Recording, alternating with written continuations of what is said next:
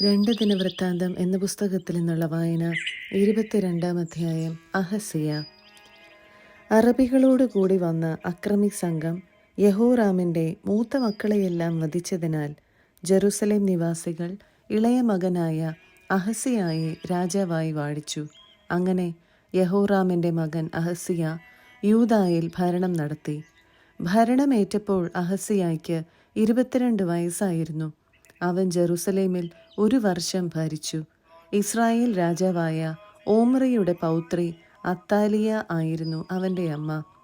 മാതാവിൻ്റെ ദുഷ്പ്രേരണ നിമിത്തം അഹസ്യ ആഹാബ് ഭവനത്തിൻ്റെ മാർഗത്തിൽ ചരിച്ചു. ആഹാബ് ഭവനത്തെപ്പോലെ കർത്താവിൻ്റെ മുൻപിൽ അവൻ തിന്മ പ്രവർത്തിച്ചു. പിതാവിൻ്റെ മരണത്തിന് ശേഷം ആഹാബിൻ്റെ ഭവനത്തിൽപ്പെട്ടവരായിരുന്നു അവൻ്റെ ആലോചനക്കാർ. അത് അവൻ്റെ അധപതനത്തിന് കാരണമായി. അവരുടെ ഉപദേശമനുസരിച്ച് അവൻ ഇസ്രായേൽ രാജാവും ആഹാബിൻ്റെ മകനുമായ യോറാമിനോടുകൂടി റാമോത്ത് ഗിലെയാദിൽ സിറിയ രാജാവായ ഹസായേലിനോട് യുദ്ധം ചെയ്യാൻ പോയി. സിറിയാക്കാർ യോറാമിനെ മുറിവേൽപ്പിച്ചു. റാമായിൽ വെച്ച് സിറിയ രാജാവായ ഹസായേലുമായുള്ള യുദ്ധത്തിൽ ഏറ്റ മുറിവുകൾ ചികിത്സിക്കാൻ യോറാം ജസ്രയേലിലേക്ക് മടങ്ങി. യൂദ രാജാവായ യഹോറാമിൻ്റെ മകൻ അഹസ്യ ആഹാബിൻ്റെ മകൻ യോറാം കിടപ്പായതിനാൽ അവനെ സന്ദർശിക്കാൻ ജസ്രയേലിൽ എത്തി. യോറാമിനെ സന്ദർശിക്കാൻ പോയത് അഹസ്യായുടെ പതനത്തിന് കാരണമാകണമെന്ന് കർത്താവ് നിശ്ചയിച്ചിരുന്നു. അവിടെ വെച്ച് നിംഷിയുടെ മകനും ആഹാബ് ഭവനത്തെ നശിപ്പിക്കാൻ കർത്താവ് അഭിഷേകം ചെയ്തിരുന്നവനുമായ യേഹുവിനെ നേരിടാൻ യോറാമിനോടൊത്ത് അവൻ പോയി. ആഹാബ് ഭവനത്തിനെതിരെ ശിക്ഷാവിധി നടത്തുമ്പോൾ യേഹു യൂദാ പ്രഭുക്കന്മാരെയും അഹസ്യായുടെ ചാർച്ചക്കാരായ രാജസേവകന്മാരെയും കണ്ടുമുട്ടി. അവൻ അവരെ വധിച്ചു. സമരിയായിൽ ഓടിയൊളിച്ച അഹസ്യായെ അവർ തെരഞ്ഞു പിടിച്ച് യേഹുവിൻ്റെ മുൻപിൽ കൊണ്ടുവന്ന് വധിച്ചു. പൂർണ്ണ ഹൃദയത്തോടെ കർത്താവിനെ പിൻചെന്ന യഹോശാഫാത്തിൻ്റെ പൗത്രനാണ് എന്നതിൻ്റെ പേരിൽ അവർ അവനെ സംസ്കരിച്ചു. രാജ്യം ഭരിക്കാൻ കഴിവുള്ള ആരും അഹസ്യ കുടുംബത്തിൽ അവശേഷിച്ചില്ല. അത്താലിയ രാജ്ഞി. പുത്രൻ മരിച്ചെന്നറിഞ്ഞപ്പോൾ അഹസ്യായുടെ മാതാവ് അത്താലിയ യൂദാ രാജകുടുംബത്തിൽപ്പെട്ട സകലരെയും വധിച്ചു.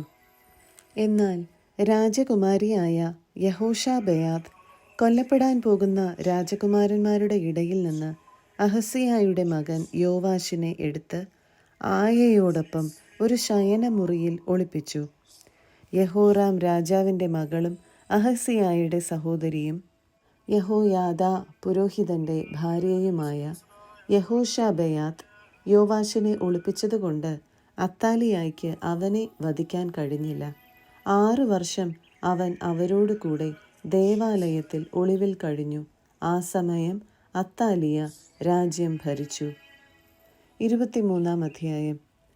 7-ാം വർഷം യഹോയാദാ പുരോഹിതൻ ശതാധിപന്മാരായ ജെറോഹാമിൻ്റെ മകൻ അസറിയ, യഹോഹനാൻ്റെ മകൻ ഇസ്മായേൽ, ഓബദിൻ്റെ മകൻ അസറിയ, അദായായുടെ മകൻ മാസയ, സിക്രിയുടെ മകൻ എലീശാഫാത്ത് എന്നിവരുമായി ധൈര്യപൂർവ്വം ഉടമ്പടി ചെയ്തു.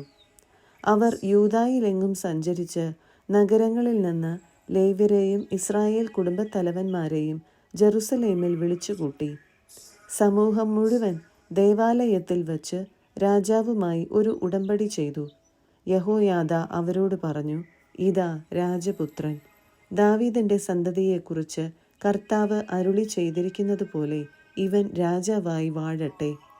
നിങ്ങൾ ചെയ്യേണ്ടതിതാണ്, സാബത്തിൽ തവണ മാറി വരുന്ന പുരോഹിതന്മാരിലും ലേവ്യരിലും 1/3 ഭാഗം ദേവാലയ വാതിൽക്കൽ കാവൽ നിൽക്കണം. 1 ഭാഗം രാജകൊട്ടാരം കാക്കണം. 3-ാമത്തെ ഭാഗം അടിസ്ഥാന കവാടത്തിൽ നിലയുറപ്പിക്കണം. ജനം ദേവാലയ അങ്കണത്തിൽ നിൽക്കട്ടെ. പുരോഹിതന്മാരും ശുശ്രൂഷ നടത്തുന്ന ലേവ്യരും ഒഴികെ ആരും കർത്താവിൻ്റെ ആലയത്തിൽ പ്രവേശിക്കരുത്. അവർ ശുദ്ധിയുള്ളവരായതിനാൽ അവർക്ക് പ്രവേശിക്കാം. എന്നാൽ ജനം കർത്താവിൻ്റെ നിബന്ധനകൾ അനുസരിച്ച് പുറത്തു തന്നെ നിൽക്കണം. ലേവ്യർ ആയുധമേന്തി രാജാവിന് ചുറ്റും നിലകൊള്ളണം. അകത്ത് ആരെങ്കിലും കടന്നാൽ അവനെ കൊല്ലണം. അവർ സദാ രാജാവിനോടൊപ്പം ഉണ്ടായിരിക്കണം. ലേവ്യരും യൂദാ നിവാസികളും യഹോയാദായുടെ നിർദ്ദേശമനുസരിച്ച് പ്രവർത്തിച്ചു. സാബത്തിൽ ശുശ്രൂഷയുടെ തവണ കഴിഞ്ഞവരും തവണ തുടങ്ങുന്നവരുമായ എല്ലാവരെയും അവർ കൊണ്ടുവന്നു. കാരണം യഹോയാദാ പുരോഹിതൻ ആരെയും വിട്ടയച്ചില്ല. ദേവാലയത്തിൽ സൂക്ഷിച്ചിരുന്ന ദാവീദ് രാജാവിൻ്റെ കുന്തങ്ങളും ചെറുതും വലുതുമായ പരിചകളും എടുത്ത് യഹോയാദാ നായകന്മാരെ ഏൽപ്പിച്ചു. തെക്കേ അറ്റം മുതൽ വടക്കേ അറ്റം വരെ ബലിപീഠത്തിനും ആലയത്തിനും ചുറ്റും ജനങ്ങളെ ആയുധസജ്ജരാക്കി കാവൽ നിർത്തി. അനന്തരം അവൻ രാജകുമാരനെ പുറത്തു കൊണ്ടുവന്ന് കിരീടം ധരിപ്പിച്ചു. അധികാരപത്രവും നൽകി. അവർ അവനെ രാജാവായി പ്രഖ്യാപിച്ചു. യഹോയാദായും പുത്രന്മാരും ചേർന്ന് അവനെ അഭിഷേകം ചെയ്തു. രാജാവ് നീണാൾ വാഴട്ടെ എന്ന് അവർ ആർത്തു വിളിച്ചു. ജനം ഓടിക്കൂടി രാജാവിനെ സ്തുതിക്കുന്നതിൻ്റെ ആരവം കേട്ട് അത്താലിയ കർത്താവിൻ്റെ ആലയത്തിൽ അവരുടെ അടുത്തേക്ക് ചെന്നു. ദേവാലയ കവാടത്തിൽ സ്തംഭത്തിന് സമീപം രാജാവ് നിൽക്കുന്നത് അവൾ കണ്ടു. സേനാനായകന്മാരും കാഹളമൂതുന്നവരും രാജാവിൻ്റെ അടുത്തു നിന്നിരുന്നു. ജനമെല്ലാം ആഹ്ലാദഭരിതരായി കാഹളം മുഴക്കിക്കൊണ്ടിരുന്നു. ഗായകർ സംഗീത ഉപകരണങ്ങളുമായി ആഘോഷത്തിന് നേതൃത്വം നൽകി. അത്താലിയ വസ്ത്രം കീറി രാജദ്രോഹം, രാജദ്രോഹം എന്ന് വിളിച്ചു പറഞ്ഞു. യഹോയാദാ പുരോഹിതൻ സേനാധിപന്മാരെ വിളിച്ചു പറഞ്ഞു, അവളെ സൈന്യനിരകളുടെ ഇടയിലൂടെ പുറത്തു കൊണ്ടുവരുവിൻ. ആരെങ്കിലും അവളെ അനുഗമിച്ചാൽ അവനെ വാളിനിരയാക്കുവിൻ. അവൻ തുടർന്നു, അവളെ കർത്താവിൻ്റെ ആലയത്തിൽ വച്ച് കൊല്ലരുത്. അവർ അവളെ പിടിച്ചു കൊട്ടാരത്തിൻ്റെ അശ്വകവാടത്തിങ്കൽ കൊണ്ടുവന്ന് വധിച്ചു. തങ്ങൾ കർത്താവിൻ്റെ ജനമായിരിക്കും എന്ന് യഹോയാദായും ജനവും രാജാവും ഉടമ്പടി ചെയ്തു. ജനമെല്ലാം കൂടി ബാലിൻ്റെ ആലയത്തിൽ കടന്ന് അത് തകർത്തു. അവൻ്റെ ബലിപീഠങ്ങളും വിഗ്രഹങ്ങളും തച്ചുടച്ചു. ബാലിൻ്റെ പുരോഹിതനായ മത്താനെ ബലിപീഠത്തിന് മുൻപിൽ വെച്ച് വധിച്ചു. യഹോയാദാ പുരോഹിതന്മാരുടെയും ലേവ്യരുടെയും മേൽനോട്ടത്തിൽ കർത്താവിൻ്റെ ആലയത്തിന് കാവൽക്കാരെ ഏർപ്പെടുത്തി. ദാവീദ് തൻ്റെ വിധിപ്രകാരം സന്തോഷത്തോടും ഗാനാലാപത്തോടും കൂടെ മോശയുടെ നിയമം അനുസരിച്ച് കർത്താവിന് ദഹനബലികൾ അർപ്പിക്കുന്നതിനും അവിടുത്തെ ആലയത്തിൻ്റെ ചുമതല വഹിക്കുന്നതിനും ലേവ്യ പുരോഹിതന്മാരെയും ലേവ്യരെയും നിയോഗിച്ചിരുന്നു. ഏതെങ്കിലും വിധത്തിൽ അശുദ്ധരായവർ കർത്താവിൻ്റെ ആലയത്തിൽ പ്രവേശിക്കാതിരിക്കുന്നതിന് വാതിൽ കാവൽക്കാരെയും യഹോയാദാ നിയമിച്ചു. സേനാ നായകന്മാർ, പൗരമുഖ്യർ, ദേശാധിപന്മാർ എന്നിവരുടെയും ജനത്തിൻ്റെയും അകമ്പടിയോടെ അവൻ രാജാവിനെ കർത്താവിൻ്റെ ആലയത്തിൽ നിന്ന് ഉപരി കവാടത്തിലൂടെ കൊട്ടാരത്തിലേക്ക് ആനയിച്ച് സിംഹാസനത്തിൽ അവരോധിച്ചു. ജനം ആഹ്ലാദിച്ചു. അത്താലിയ വാളിനിരയായതോടെ നഗരം ശാന്തമായി. യോവാഷ് 24 അധ്യായം. യോവാഷ് 7-ാം വയസ്സിൽ രാജാവായി. അവൻ 40 വർഷം ജെറുസലേമിൽ ഭരണം നടത്തി. ബേർഷെബായിലെ സിബിയ ആയിരുന്നു അവൻ്റെ മാതാവ്. യഹോയാദാ പുരോഹിതൻ ജീവിച്ചിരുന്ന കാലം അത്രയും യോവാഷ് കർത്താവിൻ്റെ മുൻപിൽ നീതി പ്രവർത്തിച്ചു. രാജാവിന് യഹോയാദാ 2 ഭാര്യമാരെ തിരഞ്ഞെടുത്തു കൊടുത്തു. അവരിൽ നിന്ന് പുത്രന്മാരും പുത്രിമാരും ജാതരായി. യോവാഷ് ദേവാലയത്തിൻ്റെ അറ്റകുറ്റപ്പണികൾ ചെയ്യാൻ തീരുമാനിച്ചു. അവൻ പുരോഹിതന്മാരെയും ലേവ്യരെയും വിളിച്ചുകൂട്ടി പറഞ്ഞു, ആണ്ടുതോറും നിങ്ങളുടെ ദൈവത്തിൻ്റെ ആലയത്തിൻ്റെ അറ്റകുറ്റപ്പണികൾ ചെയ്യുന്നതിന് ആവശ്യമായ തുക യൂദാ നഗരങ്ങളിൽ ചെന്ന് ഇസ്രായേൽ ജനത്തിൽ നിന്ന് പിരിച്ചെടുക്കുവേൻ. ഇതിന് വിളംബം വരുത്തരുത്. എന്നാൽ ലേവ്യർ അത്ര ഉത്സാഹം കാണിച്ചില്ല. അതിനാൽ രാജാവ് അവരുടെ നേതാവായ യഹോയാദായെ വിളിച്ചു ചോദിച്ചു, കർത്താവിൻ്റെ ദാസനായ മോശ സമാഗമ കൂടാരത്തിനു വേണ്ടി ഇസ്രായേൽ സമൂഹത്തിന്മേൽ ചുമത്തിയിരുന്ന നികുതി യൂദായിൽ നിന്നും ജെറുസലേമിൽ നിന്നും പിരിച്ചെടുക്കാൻ നീ ലേവ്യരോട് ആവശ്യപ്പെടാതിരുന്നത് എന്തുകൊണ്ട്? ദുഷ്ടയായ അത്താലിയായുടെ മക്കൾ ദേവാലയത്തിന് നാശനഷ്ടങ്ങൾ വരുത്തുകയും അതിലെ പൂജ്യവസ്തുക്കൾ ബാലിൻ്റെ ആരാധനയ്ക്ക് ഉപയോഗിക്കുകയും ചെയ്തു. രാജാവിൻ്റെ കൽപ്പനയനുസരിച്ച് ദേവാലയ വാതിൽക്കൽ അവർ ഒരു കാണിക്കപ്പെട്ടി സ്ഥാപിച്ചു. ദൈവത്തിൻ്റെ ദാസനായ മോശ മരുഭൂമിയിൽ വച്ച് ഇസ്രായേലിൻ്റെ മേൽ ചുമത്തിയ നികുതി കർത്താവിന് നൽകണം എന്ന് യൂദായിലും ജെറുസലേമിലും വിളംബരം ചെയ്തു. പ്രഭുക്കന്മാരും ജനവും സന്തോഷപൂർവം നികുതി ദ്രവ്യം കൊണ്ടുവന്ന് പെട്ടി നിറയുവോളം നിക്ഷേപിച്ചു. ഏറെ പണം വീണെന്ന് കാണുമ്പോൾ ലേവ്യർ പെട്ടി രാജസേവകരെ ഏൽപ്പിക്കും.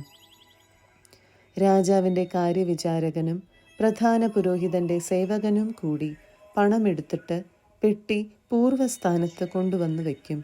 ദിവസേന ഇങ്ങനെ ചെയ്ത് അവർ ധാരാളം പണം ശേഖരിച്ചു. രാജാവും യഹോയാദായും അത് കർത്താവിൻ്റെ ആലയത്തിലെ ജോലിയുടെ ചുമതല വഹിക്കുന്ന ആളിനെ ഏൽപ്പിച്ചു. അവർ കർത്താവിൻ്റെ ആലയം പുനരുദ്ധരിക്കാൻ കൽപ്പണിക്കാർ, മരപ്പണിക്കാർ, ഇരുമ്പ് പണിക്കാർ, പിച്ചളപ്പണിക്കാർ എന്നിവരെ നിയോഗിച്ചു. അവർ ഉത്സാഹപൂർവം പണി ചെയ്തതിനാൽ പണി പുരോഗമിച്ചു. അങ്ങനെ ദേവാലയം പൂർവ്വസ്ഥിതി പ്രാപിച്ച് ബലവത്തായി. പണി തീർന്നപ്പോൾ ബാക്കി വന്ന തുക അവർ രാജാവിനെയും യഹോയാദായെയും ഏൽപ്പിച്ചു. അവർ അത് കർത്താവിൻ്റെ ആലയത്തിലെ ശുശ്രൂഷയ്ക്കും ദഹനബലിക്കും ആവശ്യമായ ഉപകരണങ്ങൾ, സുഗന്ധദ്രവ്യത്തിനുള്ള താലങ്ങൾ, പൊന്നും വെള്ളിയും കൊണ്ടുള്ള പാത്രങ്ങൾ എന്നിവ നിർമ്മിക്കാൻ ഉപയോഗിച്ചു. യഹോയാദായുടെ ജീവിതകാലം അത്രയും കർത്താവിൻ്റെ ആലയത്തിൽ ദഹനബലികൾ മുടങ്ങാതെ അർപ്പിച്ചു പോന്നു. യഹോയാദ പൂർണ്ണ വാർദ്ധക്യത്തിലെത്തി മരിച്ചു. മരിക്കുമ്പോൾ അവന് 130 വയസ്സായിരുന്നു. അവൻ ദൈവത്തെയും അവിടുത്തെ ആലയത്തെയും പ്രതി ഇസ്രായേലിൽ ഏറെ നന്മ ചെയ്തതിനാൽ അവർ അവനെ ദാവീദിന്റെ നഗരത്തിൽ രാജാക്കന്മാരുടെ ഇടയിൽ സംസ്കരിച്ചു. യഹോയാദായുടെ മരണത്തിനു ശേഷം യൂദാ പ്രഭുക്കന്മാർ യോവാശിനെ വന്നു കണ്ട് അഭിവാദനങ്ങൾ അർപ്പിച്ചു. രാജാവ് അവർ പറഞ്ഞത് കേട്ടു. തങ്ങളുടെ പിതാക്കന്മാരുടെ ദൈവമായ കർത്താവിൻ്റെ ആലയം ഉപേക്ഷിച്ച് അവർ വിഗ്രഹങ്ങളെയും അശേരാ പ്രതിഷ്ഠകളെയും സേവിച്ചു തുടങ്ങി. അവരുടെ ഈ അകൃത്യം നിമിത്തം യൂദായുടെയും ജെറുസലേമിൻ്റെയും മേൽ ദൈവകോപം ഉണ്ടായി. അവരെ തിരികെ കൊണ്ടുവരാൻ കർത്താവ് അവരുടെ ഇടയിലേക്ക് പ്രവാചകന്മാരെ അയച്ചു. പ്രവാചകന്മാർ അവരുടെ തെറ്റ് ചൂണ്ടിക്കാണിച്ചു, എന്നാൽ അവർ അത് വകവെച്ചില്ല. യഹോയാദാ പുരോഹിതന്റെ മകൻ സക്കറിയായുടെ മേൽ ദൈവത്തിൻ്റെ ആത്മാവ് വന്നു. അവൻ ജനത്തെ അഭിസംബോധന ചെയ്തു പറഞ്ഞു, ദൈവം അരുളി ചെയ്യുന്നു, കർത്താവിൻ്റെ കൽപ്പനകൾ ലംഘിച്ച് നിങ്ങൾക്കു തന്നെ അനർത്ഥം വരുത്തുന്നതെന്ത്? നിങ്ങൾ കർത്താവിനെ ഉപേക്ഷിച്ചതിനാൽ അവിടുന്ന് നിങ്ങളെയും ഉപേക്ഷിച്ചിരിക്കുന്നു. എന്നാൽ അവർ സക്കറിയായ്ക്കെതിരെ ഗൂഢാലോചന നടത്തി. രാജകൽപ്പന പ്രകാരം അവർ അവനെ ദേവാലയാങ്കണത്തിൽ വച്ച് കല്ലെറിഞ്ഞു കൊന്നു. യോവാശ് രാജാവ് യഹോയാദാ തന്നോട് കാണിച്ച ദയ വിസ്മരിച്ച് അവൻ്റെ മകനായ സക്കറിയായെ വധിച്ചു. മരിക്കുമ്പോൾ അവൻ പറഞ്ഞു, കർത്താവ് ഇതു കണ്ട് പ്രതികാരം ചെയ്യട്ടെ. വർഷാവസാനത്തിൽ സിറിയ സൈന്യം യോവാശിനെതിരെ വന്നു. അവർ യൂദായിലെയും ജെറുസലേമിലെയും ജനപ്രമാണികളെ വധിച്ചു. അവരുടെ വസ്തുവകകൾ കൊള്ള ചെയ്ത് ദമാസ്കസ് രാജാവിന് കൊടുത്തു. സിറിയ സൈന്യം എണ്ണത്തിൽ കുറവായിരുന്നെങ്കിലും പിതാക്കന്മാരുടെ ദൈവമായ കർത്താവിനെ പരിത്യജിച്ചതിനാൽ യൂദായുടെ വലിയ സൈന്യത്തെ അവിടുന്ന് അവരുടെ കയ്യിൽ ഏൽപ്പിച്ചു. അങ്ങനെ അവർ യോവാശിൻ്റെ മേൽ ശിക്ഷാവിധി നടത്തി. യോവാശിനെ ദാരുണമായി മുറിവേൽപ്പിച്ചു. ശത്രുക്കൾ പോയി കഴിഞ്ഞപ്പോൾ സേവകന്മാർ ഗൂഢാലോചന നടത്തി അവനെ കിടക്കയിൽ വച്ച് വധിച്ചു. അങ്ങനെ അവർ യഹോയാദാ പുരോഹിതന്റെ മകന്റെ രക്തത്തിന് പ്രതികാരം ചെയ്തു. യോവാശ് മരിച്ചു. അവർ അവനെ ദാവീദിന്റെ നഗരത്തിൽ സംസ്കരിച്ചു, എന്നാൽ രാജാക്കന്മാരുടെ കല്ലറയിലല്ല. അവനെതിരെ ഗൂഢാലോചന നടത്തിയവർ അമ്മോനിയായ ശിമയാത്തിന്റെ മകൻ സാബാദും മൊവാബിയായ ഷിമ്രത്തിന്റെ മകൻ യഹോസാബാദും ആണ്. യോവാശിന്റെ പുത്രന്മാരുടെ വിവരങ്ങൾ, അവനെതിരെ ഉണ്ടായ അനേകം അരുളപ്പാടുകൾ, ദേവാലയ പുനർനിർമ്മാണം എന്നിവ രാജാക്കന്മാരുടെ പുസ്തകത്തിൻ്റെ ഭാഷ്യത്തിൽ രേഖപ്പെടുത്തിയിട്ടുണ്ട്. അവൻ്റെ പുത്രൻ അമസിയ രാജാവായി.